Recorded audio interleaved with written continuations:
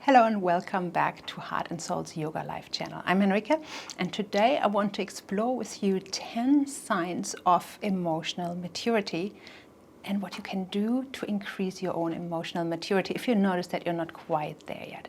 What is emotional maturity really all about? It's about you truly knowing yourself, knowing who you are, knowing what you stand for, and acting from a place where your emotions and your behavior isn't depending on other people's behavior or what's going on around you, but you are like the calm even amidst the storm. You are driven by your own knowing, by your own beliefs, by your own thoughts, rather than falling over emotionally at any point where somebody else is doing something that you might or might not like.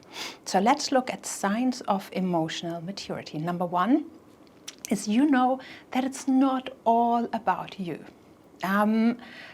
A person who isn't fully emotionally mature will start taking things personally really easy.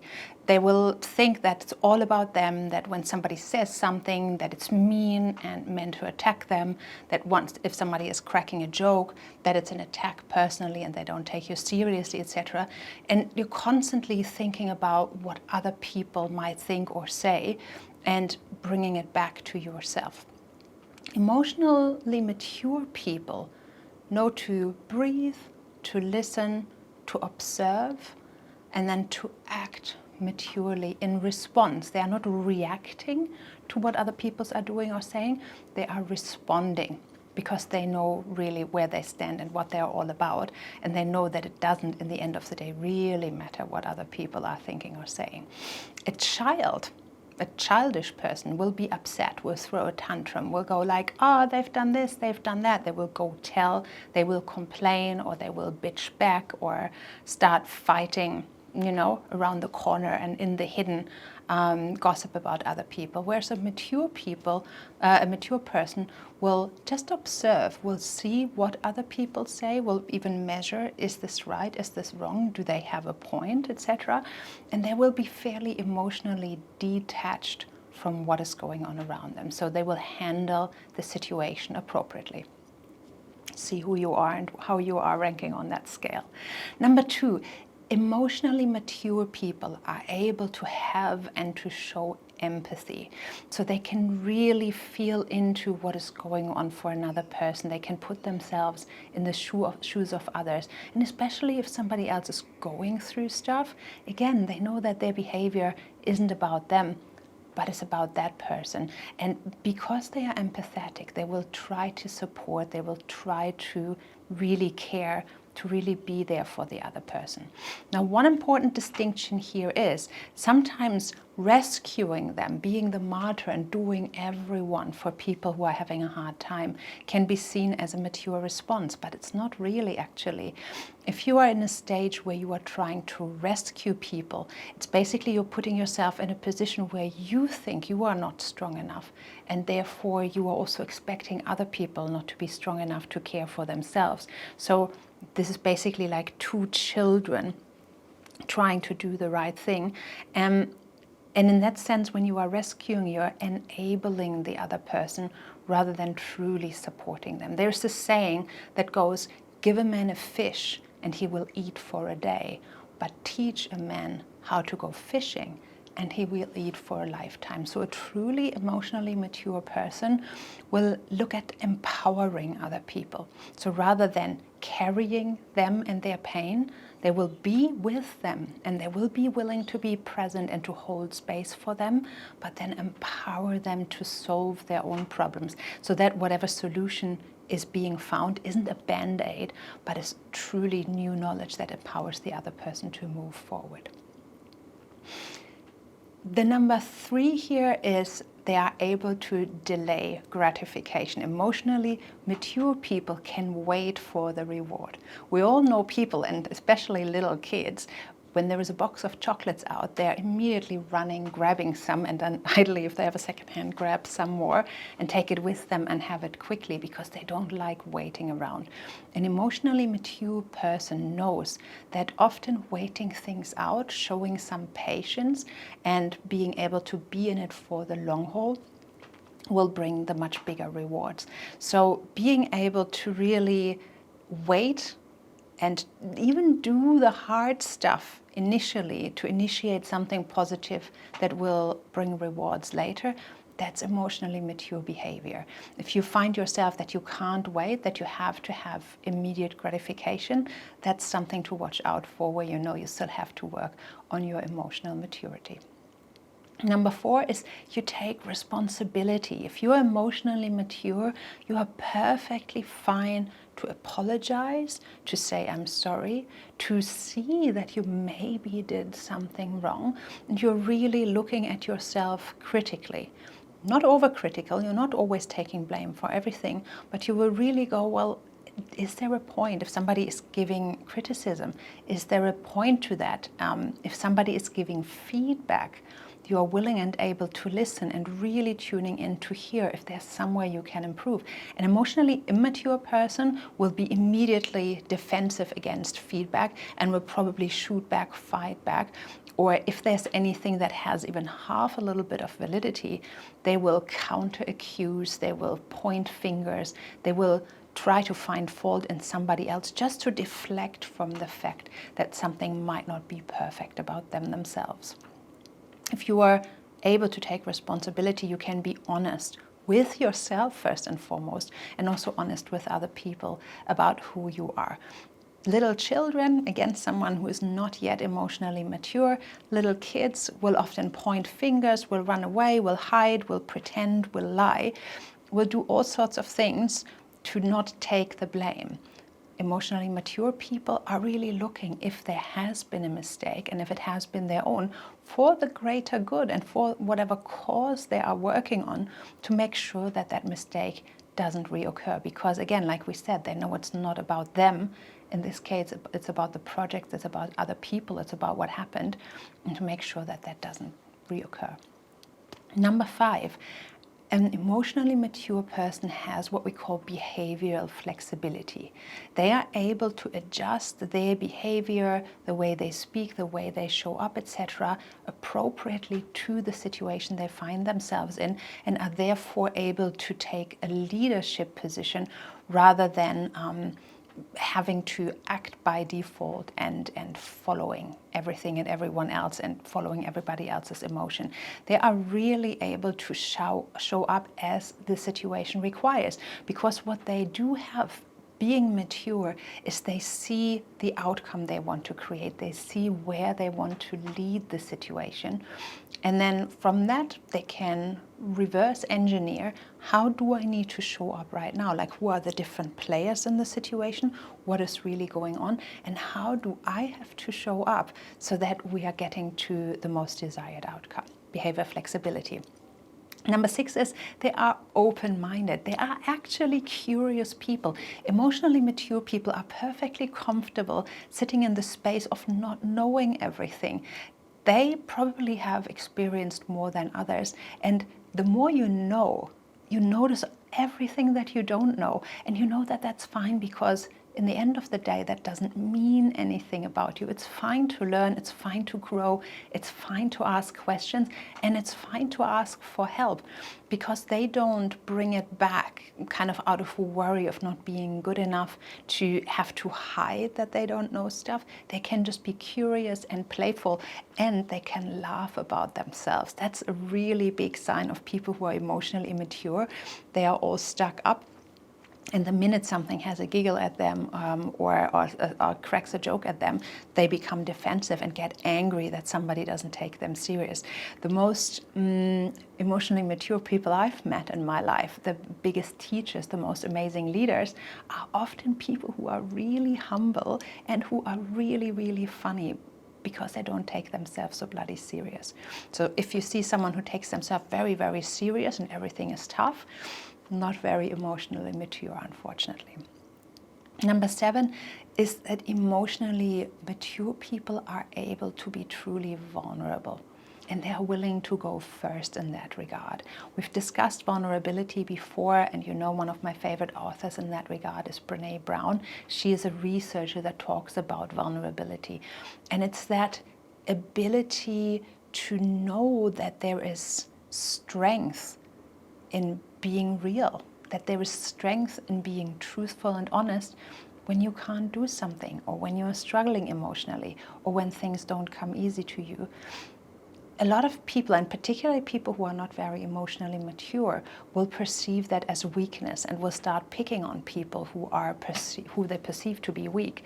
But someone who's truly able to share their emotions, to open up, and to be willing to go first in taking down the armor, basically taking down the defenses, is an emotionally mature person, because they don't have that need to protect themselves, because they know at a fundamental level that they are okay just as they are, and that they don't need to hide anything about themselves, and that if they themselves are able to show up vulnerably, honestly, and as who they truly are, they are also giving permission to other people around them to do the same. So that means they are creating a really honest, really open, really empowering environment.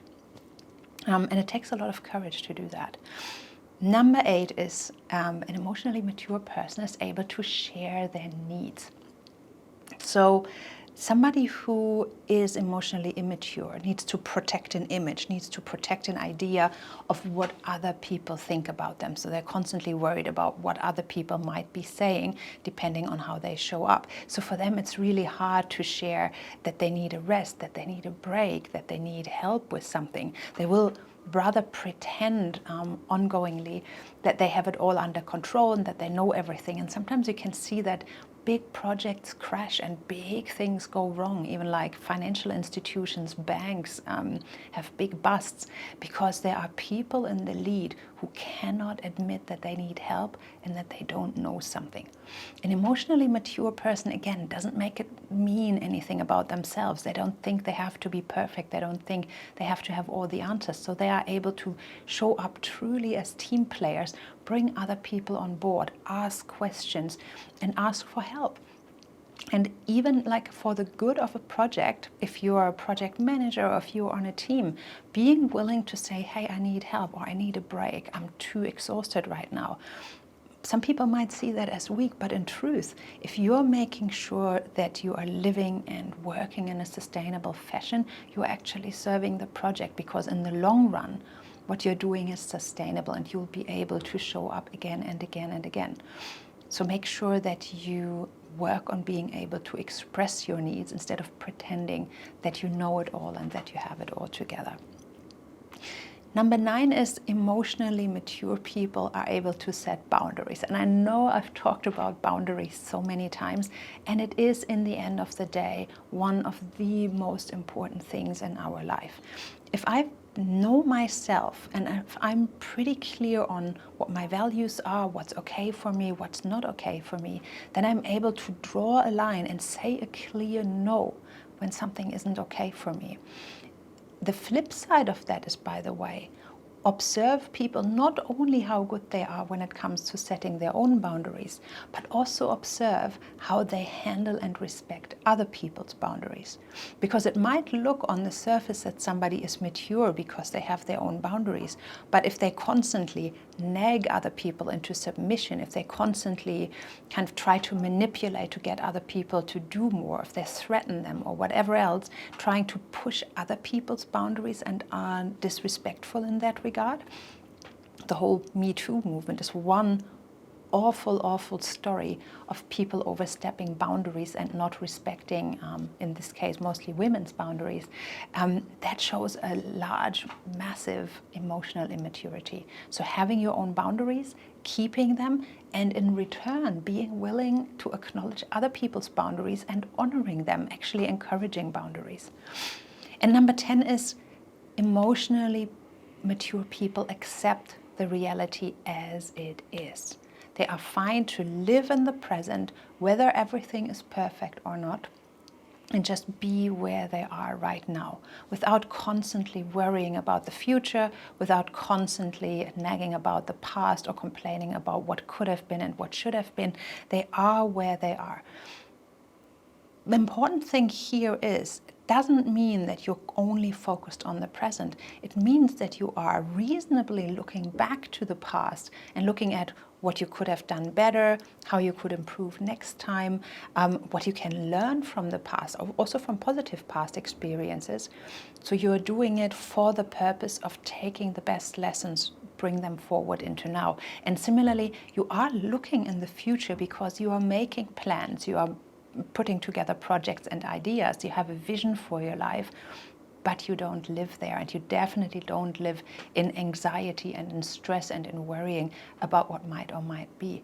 You are actually able to have those plans, but then be in the present and show up consistently day after day after day with a good and positive attitude to bring those plans together and do what needs to be done. And importantly, you are not obsessing about those plans. You are willing to adjust, etc., as you need in order to make them happen. If something doesn't come together, you don't fret and spend endless time ruminating about it, but you get back to work and consistently keep showing up, moving the needle until you get to where you truly want to be. So now, if you find in those 10 points that you're doing maybe all right, but you're not quite as emotionally mature as you would like to be, and you find yourself throwing the occasional tantrum or being out of line or not showing up for yourself or for others, then what can you do? What are good strategies to increase your own emotional maturity? Number one is learn to really identify your emotions. It's easy to bottle them up, to shove them away, to not look at them, just pretend everything's okay and get busy over here. It's a really important skill to be able to sit with emotions, notice them, acknowledge them, and be able to name them appropriately, to actually know what's going on here for me.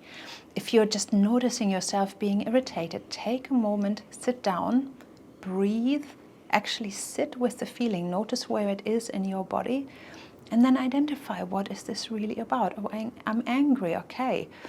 And then notice, where is it coming from? My colleague keeps overstepping the line because they always, I don't know, steal my yogurt out of the fridge.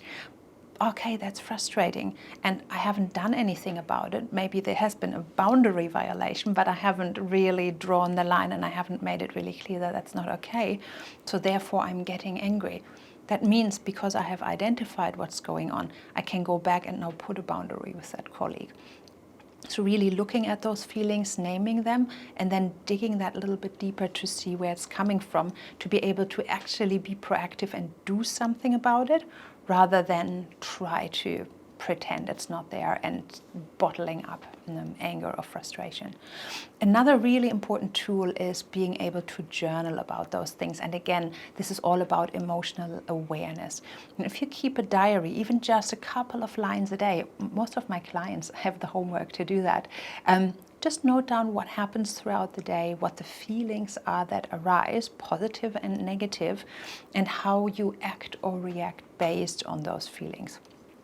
If you do that consistently over a couple of days, over a couple of weeks, likelihood is that you will notice patterns. So we'll notice behavioral patterns where you get upset about something and making a big deal out of a situation where really it wasn't such a thing after all. Or you constantly stress out and worry about something that hasn't happened yet, etc., etc. So when you notice the patterns, you can also catch them in the moment and go, I'm doing this again. Maybe I can just drop that and revisit it later. The other thing is you will actually notice what are your most common triggers, hopefully. And with those triggers, you will notice the underlying beliefs. You will notice limiting beliefs or negative meaning that you are assigning to certain situations. And therefore, you will be able to reframe those. So you could basically, in your diary, even write in 2 different columns. One column is what is it that I'm telling myself in that moment when, for example, I'm getting angry at someone. What is the self-talk that runs through my head, and what could I tell myself instead that would still be true but support me in a more resourceful, more mature attitude. Okay, for example, giving the other person the benefit of the doubt before reacting and fighting back. Number 3, a really good technique, I know it's not for everyone, but a really good technique is to meditate. Doesn't have to be for hours and hours every day. Even just for 5 minutes or 10 minutes to start with, find yourself a calm and quiet corner and observe your mind, and then let the feelings go like clouds. Basically, close your eyes, sit with yourself, and just be able to notice what's coming up, and then let those thoughts drift away like clouds. Try to be present and in the moment, and just be. As thoughts arise, you notice them and you allow them to drift out of your awareness. There's many different styles of meditation. Not every last one of them is even quiet. Not every last one of them is about sitting down and closing your eyes. Just find one, look around on our channel or look around on Google in the end of the day. Find meditation techniques that work for you and start being present, because it's all about being in the moment and becoming more and more aware of yourself as separate from your thoughts, so that you learn to, over time, control and manage your own mind rather than being a slave to it. Another really good technique to improve your emotional awareness and your emotional maturity is to find yourself good role models. If you've grown up in have grown up in a household where your father would easily fly into a rage, or your mom would, throw massive tantrums and be dramatic or be overly emotional, you haven't had really good, strong role modeling in your life to learn emotional maturity. If you're surrounded by emotional children, how are you going to know? So find people who you truly respect, who you truly admire, who are true leaders in their environment, and ask them for their support and their help. Or if you can't access them directly, model their attitude, especially when it comes to conflict, especially when it comes to challenging situations, especially when it comes to something that might be worrisome. Really notice what it is they are doing. And in a situation that is challenging you, you can even ask yourself in a moment, what would so-and-so do? Like, what would my pastor do if you're in the church? What would my sister do? What would my husband do? Depending on who that emotionally mature person is that you are modeling. And the last piece of advice I have for you is become a lifelong learner. That ability to sit in not knowing everything and becoming curious, becoming open, becoming willing to take in new perspectives, new ideas, new thoughts from others, learning that there is so much more out in the world than what you already know, will allow you to mature more and more, because you will learn new techniques for yourself, for your mindset, for handling yourself, but you will also access different role models and different ways of life and thinking. And the more you expand your own awareness and you expand your thinking and the ideas and philosophies and views of life that you are tapping into, the more able you will be to see how you are just one amongst many, and how we actually all have so much more in common than what divides us. If you're still here with me now, thank you so much for listening to this video. I hope you've enjoyed the content. Feel free to leave a comment in the comment section if you have further signs of emotional maturity or further suggestions as to how you have managed to become more emotionally mature. And as always, if you like our work, feel free to follow our channel and hit the bell button underneath if you want to get regular notifications when we're bringing out new content. Thank you so much for being here, and see you again soon.